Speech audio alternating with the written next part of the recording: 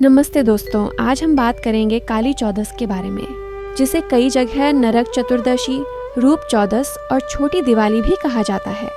यह कार्तिक मास के कृष्ण पक्ष की चतुर्दशी तिथि को आती है, यानी दीपावली के एक दिन पहले। इस दिन का महत्व सिर्फ धार्मिक नहीं, बल्कि आध्यात्मिक, सामाजिक और मनोवैज्ञानिक स्तर पर भी गहरा है। इस पूरे वीडियो में आप जानेंगे काली चौदस क्या है, इसके पीछे की पौराणिक कथाएं, इसके आध्यात्मिक संदेश और सबसे ज़रूरी, आप घर पर इसे सरल, सुरक्षित और अर्थपूर्ण तरीके से कैसे मनाएं। चलिए शुरू करते हैं।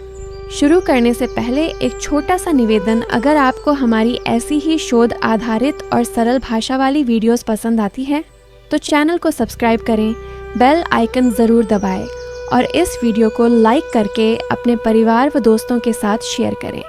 कमेंट्स में लिखिए आपके क्षेत्र में काली चौदस कैसे मनाई जाती है। सबसे पहले, काली चौदस आखिर है क्या? सरल शब्दों में, यह वो तिथि है जो हमें अंधकार से प्रकाश की ओर बढ़ने का संदेश देती है।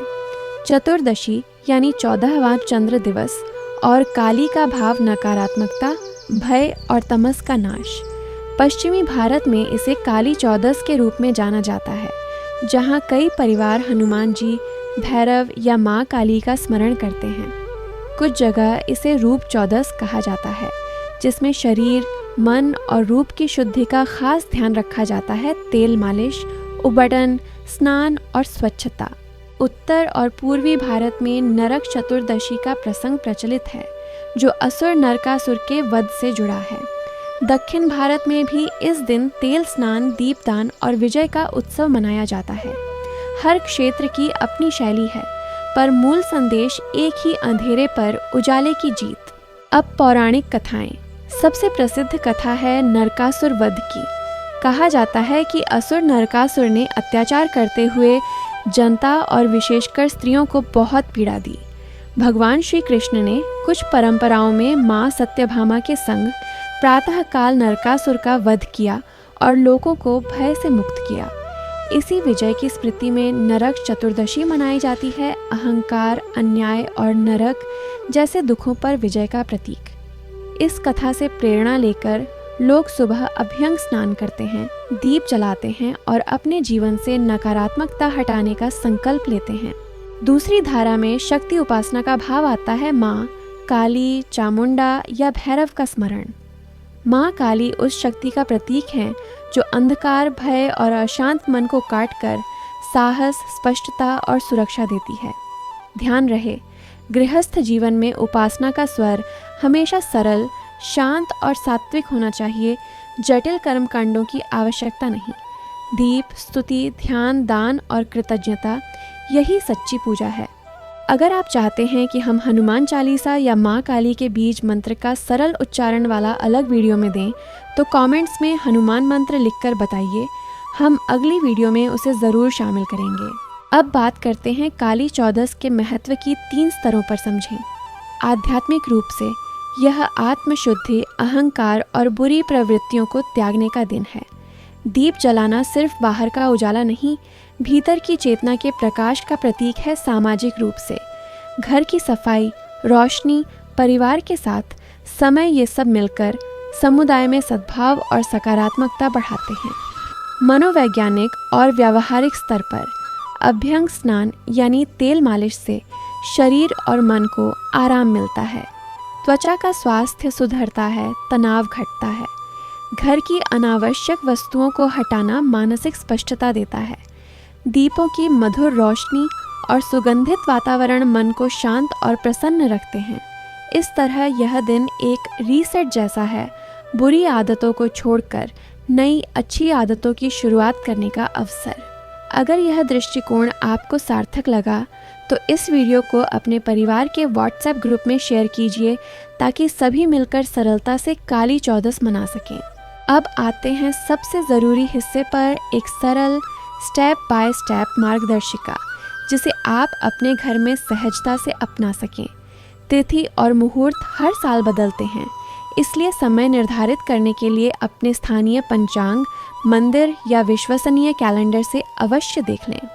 परिवार और क्षेत्र की परंपरा को प्राथमिकता दें। सुबह का पहला कदम अभ्यंग स्नान। रात को ही तय कर लें कि सुबह जल्दी उठना है। एक कटोरी में तिल या सरसों का तेल हल्का गर्म कर लें, बहुत गर्म नहीं, बस गुनगुना। यदि संभव हो तो उबटन तैयार रखें। बेसन में 1 चुटकी हल्दी, थोड़ी दही या गुलाब जल, चाहें तो थोड़ा चंदन भी। अब स्नान से पहले सिर से पैर तक हल्के हाथों से तेल की मालिश करें। माथे, कंधों, पीठ, घुटनों और तलवों पर खास ध्यान दें। 10 से 15 मिनट तक ये मालिश मन और शरीर में शांति भर देती है। उसके बाद उबटन लगाएं और धीरे धीरे स्क्रब करें। फिर गुनगुने पानी से स्नान कर लें। चाहें तो हल्का सौम्य साबुन इस्तेमाल कर सकते हैं। स्नान के बाद साफ, सूती और सात्विक वस्त्र पहनें। यही रूप 14 का मूल भाव है, स्वच्छता, स्वास्थ्य और सुंदरता। अगर यह मॉर्निंग रूटीन आपको उपयोगी लगे तो एक लाइक ज़रूर करें और कमेंट्स में लिखें आपकी स्किन टाइप के लिए कौन सा उपटन सबसे बेहतर रहा है। अब शाम की तैयारी, दीपदान और 14 दीपक। कई घरों में 14 दिए जलाने की परंपरा है। इसका अर्थ है चारों दिशाओं और घर के महत्वपूर्ण स्थलों पर प्रकाश का संकल्प। रुई की बत्तियां बना लें, तिल या सरसों का तेल लें और मिट्टी के दियों में भर दें। पहला दीप पूजा स्थान पर, फिर प्रवेश द्वार, आंगन, रसोई, खिड़की और बालकनी पर। कुछ परिवार दक्षिण दिशा की ओर यमदीप भी जलाते हैं। कहीं यह धनतेरस की संध्या को होता है, कहीं नरक चतुर्दशी की शाम को। अपने घर की परंपरा के अनुसार करें। दिए जलाते समय मन ही मन कहें, अंधकार से उजाले की ओर, भय से साहस की ओर। दिए ऐसी जगह रखें कि बच्चे और पालतू जानवर उनकी पहुंच से दूर रहें, हवा से बचे रहें और आग सुरक्षा का पूरा ध्यान रहे। अब पूजा का भाग सरल और सात्विक। यदि आपके घर में हनुमान जी की आराधना होती है तो एक दीप, रोली, चावल, सिंदूर अर्पित करें। अपने भाव के अनुसार हनुमान चालीसा या बजरंग बाण का पाठ करें। गुड़ चना या बूंदी का प्रसाद रखें। संकल्प करें, बाधाओं से रक्षा, मनोबल में वृद्धि और कार्य सिद्धि। यदि शक्ति स्मरण आपकी परंपरा का हिस्सा है तो दीप के सामने शांति से बैठकर माँ काली का ध्यान करें। अत्यंत सरल तरीके से 11 बार ओम क्रीं कालिकाय नमः का जप कर सकते हैं, यदि परिवार की मर्यादा में है। फल फूल अर्पित करें और सबसे महत्वपूर्ण अहिंसा और सात्विकता का ध्यान रखें। जटिल तांत्रिक क्रियाओं की आवश्यकता नहीं। गृहस्थ के लिए श्रद्धा और सरलता ही सर्वोत्तम है। रूप 14 के रूप में स्व देखभाल भी कीजिए। बालों में हल्की तेल मालिश, आंखों पर ठंडी गुलाब जल की पट्टियाँ, त्वचा पर उबटन या सौम्य फेस पैक और भरपूर जल पीना, ये सब आपको ताजगी देंगे। भोजन हल्का, सात्विक और पचने में आसान रखें। ज़्यादा तला भुना या बहुत देर रात का भोजन करने से बचें। यह दिन शरीर और मन को आराम देने का है। अब घर की शुद्धि और सकारात्मकता। प्रवेश द्वार, रसोई और पूजा स्थान पर खास ध्यान दें। अनावश्यक वस्तुएं हटाएं, साफ सफाई करें। कपूर, गुग्गुल या धूप से हल्की सुगंध फैलाएं।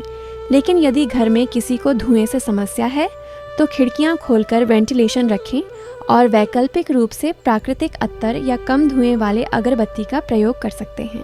कई जगह नींबू मिर्च का तोरण या बंधनवार लगाने की परंपरा है। आप अपने घर की परंपरा के अनुसार प्रतीकात्मक रूप से इसे ग्रहण कर सकते हैं।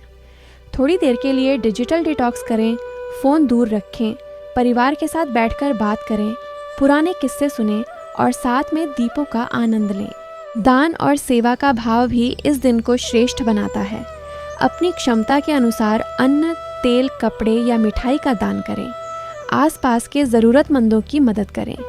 पक्षियों और आवारा पशुओं के लिए स्वच्छ स्थान पर जल और अन्न रखें, सुरक्षा और स्वच्छता का ध्यान रखते हुए। पर्यावरण को ध्यान में रखते हुए मिट्टी के दिए और कम धुएं वाले साधन चुनें। एक छोटा सा लेखन अभ्यास भी करें। एक डायरी लें और 3 बातें लिखें। पहली, किस बुरी आदत को छोड़ना है। दूसरी, कौन सी अच्छी प्रवृत्ति शुरू करनी है। और तीसरी, किन किन चीज़ों के लिए आप कृतज्ञ हैं। यह सरल अभ्यास आपके मन को दिशा देता है और काली 14 का भाव अंधकार से प्रकाश जीवन में उतारता है। अभी पॉज करके ये 3 बातें लिख दीजिए, फिर वापस प्ले करें। अब कुछ ज़रूरी सुझाव क्या करें और क्या न करें। सबसे पहले करें मुहूर्त और तिथि की पुष्टि। अपने शहर का पंचांग या मंदिर से जानकारी लें। दिए जलाते समय और धूप कपूर करते समय आग सुरक्षा को प्राथमिकता दें।